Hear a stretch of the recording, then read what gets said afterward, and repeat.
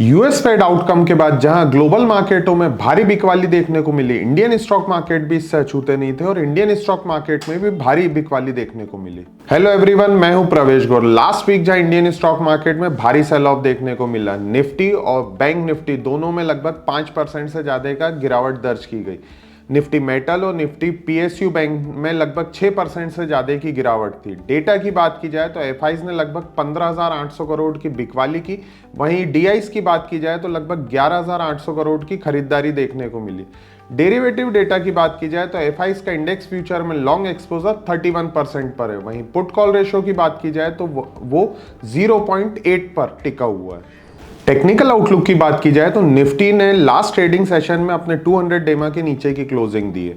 अब यहां पे इंपॉर्टेंट होगा 23,200। यदि निफ्टी 23,200 के नीचे फिसलता है तो हमें 22,800 तक के लेवल्स निफ्टी में देखने को मिल सकते हैं।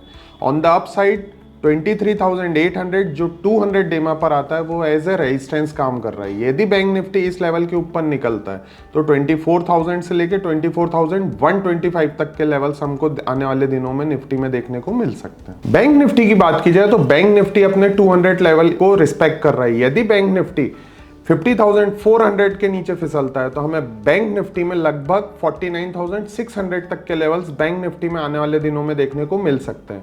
ऑन द अपसाइड 100 डेमा जो 51,600 पर आता है वो एज ए रेजिस्टेंस काम कर रहा है। यदि बैंक निफ्टी इस लेवल के ऊपर निकलता है तो 51,800 से लेकर 52,000 तक के लेवल्स हमें बैंक निफ्टी में आने वाले दिनों में देखने को मिल सकते हैं। नेक्स्ट वीक के क्यूज की बात करें तो जहां क्रिसमस के चलते Indian stock market as well as global market बंद रहेंगे, वहीं बढ़ती US bond yield, dollar index पर भी हमें अपनी नजरें बनाए रखनी होगी।